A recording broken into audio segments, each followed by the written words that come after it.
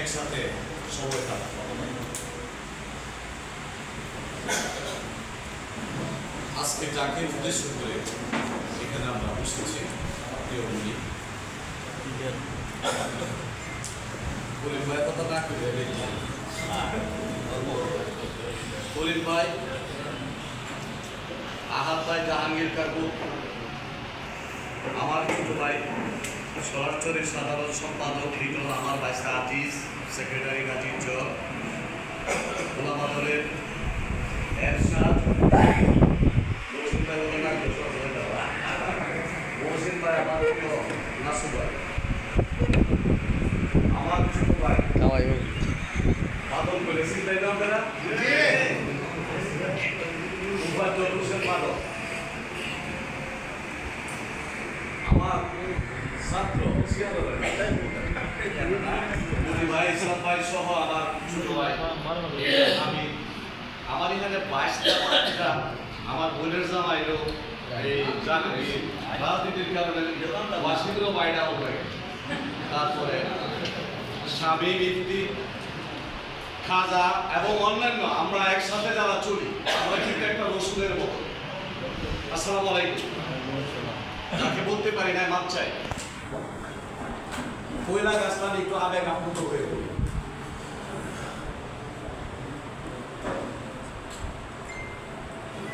আমি যখন চেয়ারম্যান রাস্তা করতে পারি না, একটা আইল নেন রাস্তা করার বাধা দেয়, যাদের জমি তারা শুধু বাধা দেয়।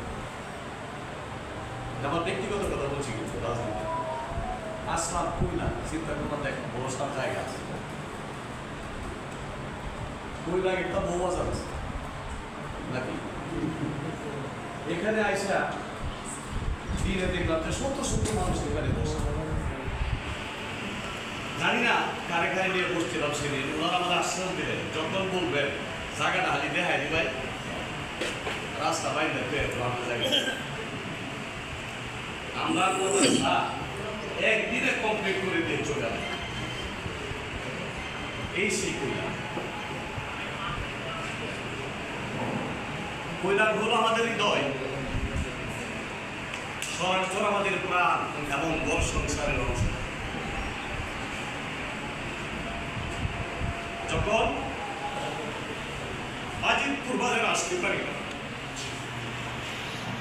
তখন স্বরাষ্ট্র আমাদের লিকুলের দোকান আমাদের অফিস, বাজিতপুর আসা অসম্ভব না। আমার বাইকটা বলতেছে যদি বাজারে যাও কোনো কারণে এমপির মার্কেটের সামনে যাই না, সেই দিন বৃত্তান্তে দিচ্ছে আমাদের অনেক দুঃখের স্মৃতি, কষ্টের স্মৃতি বহন করে চলছি, আমরা অসব ভুলে গেছি। এই কয়লাকে এখন আমরা খুব আশা করি। আমি যখন এই কয়লাকে আমি ভাই বলি, আমি যখন মাসমত পার হয়ে কয়লাকের মাথায় আসি তখন পানি দিকে অনেক নিরাপদ আমার বাড়িতে খুব নিরাপদ মনে করে কয়লা।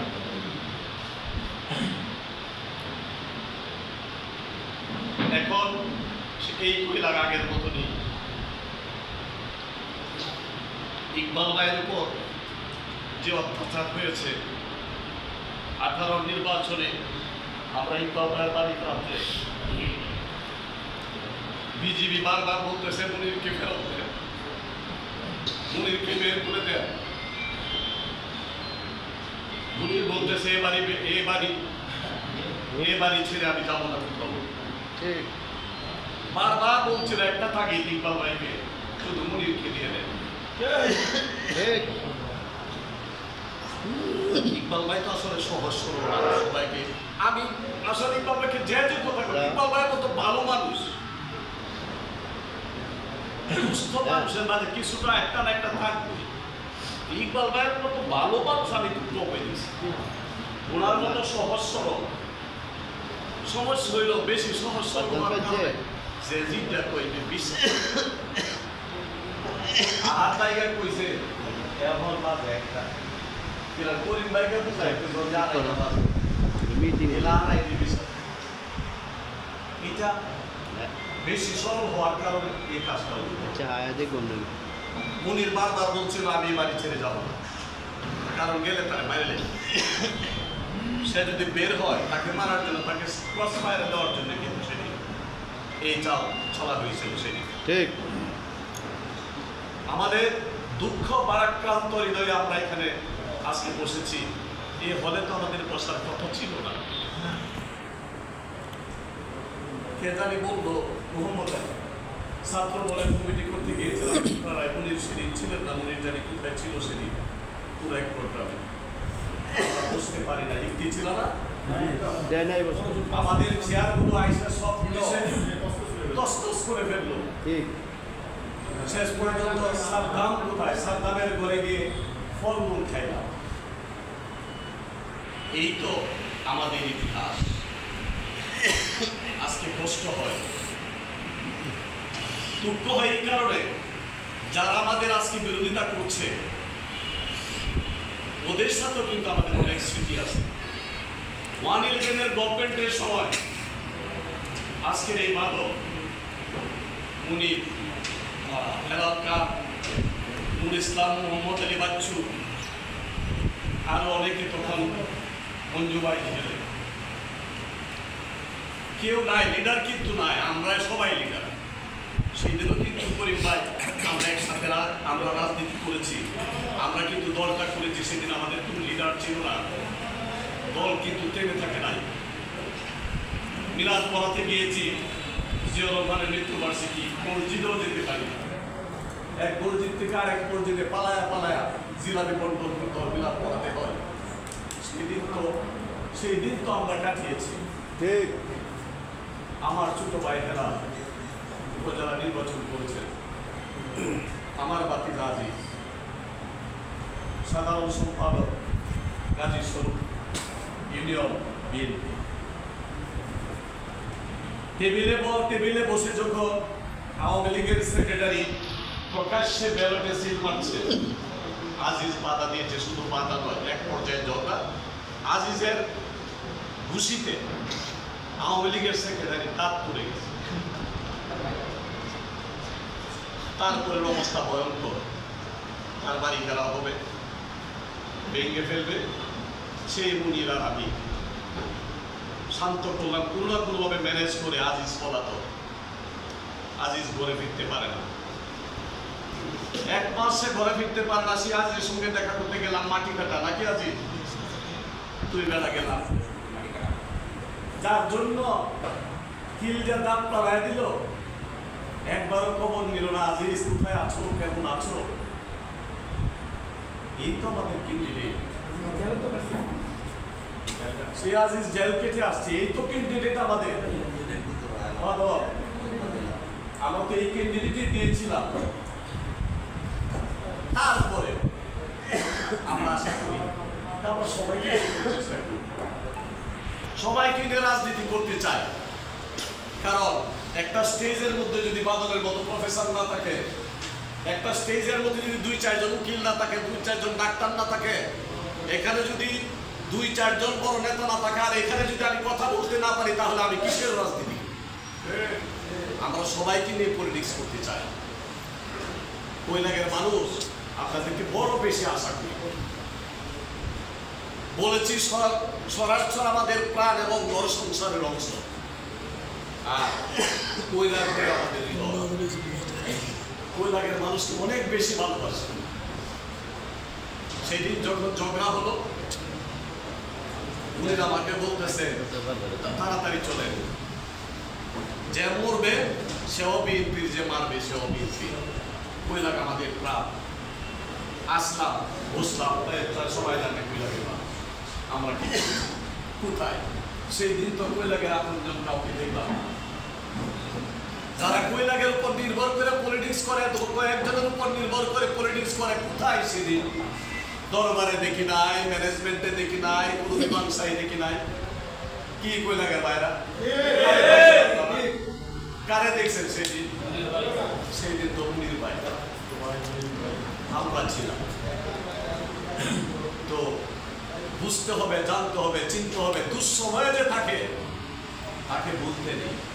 ভুল তো আমাদের হয়ে যেতে পারে, মনিরের হয়ে যেতে পারে। কাজ যে বেশি করে তার ভুলও কিছু বেশি হয়, যে কাজ করে না তার কোনো ভুল হয় না। ইকবাল ভাই দুঃসময়ের বন্ধু, একেবারেই দুঃসময়ের বন্ধু।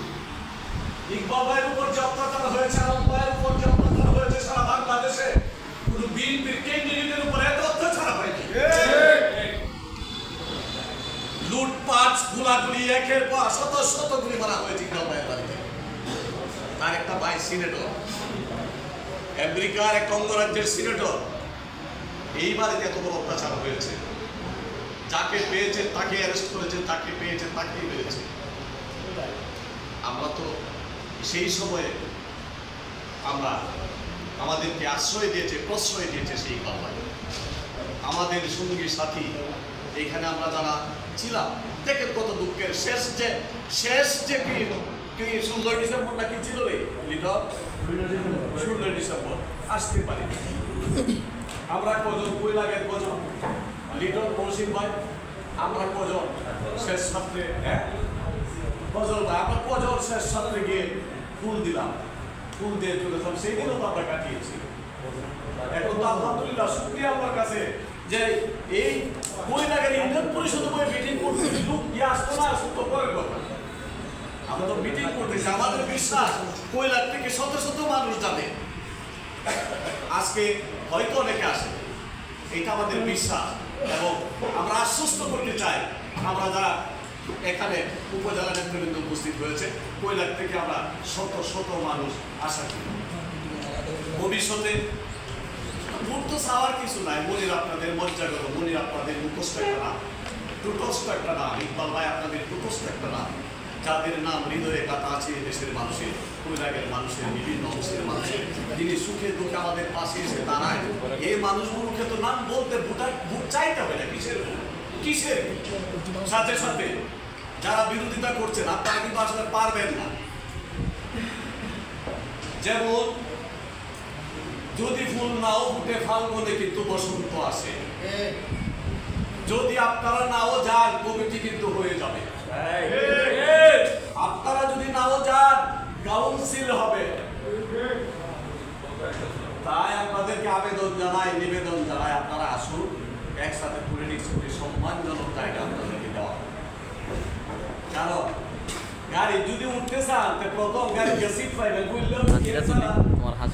গাড়ি প্রথম উঠন লাগবো, উইন্ডোতে দাঁড়ায় থাকতে হবে, এরপরে একবার উঠলে পড়ে গেল এছাড়া বসা যাবে না। যদি নিচের থেকে মনে হলে আমাদের সিট হবে না, লাইনে আসতে হবে, লাইনে আসলে সিট পাবেন। এত বড় নেতা নন আপনারা, আপনারা কিছুই করেন নাই বিগত 17 বছরে।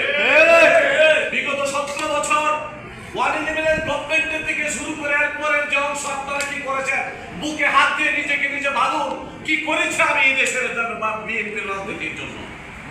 কিচ্ছু, কোনো অবদান নেই আপনাদের। তাই এই দাঁড়াই পানাই না করে আপনারা আসেন, আসলে ভালো হবে। ট্রেনে উঠে ওইটা সিট খুঁজে, ট্রেনে না এসে নিচের থেকে সিট ছেড়ে পাবেন, একেবারেই পাবেন। শুধু সরাকা হবে আপনাদেরকে।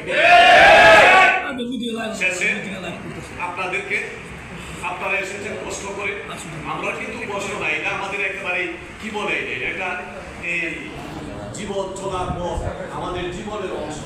আপনারা সবাইকে ধন্যবাদ জানিয়ে আমি রাখছি। আসসালামু আলাইকুম।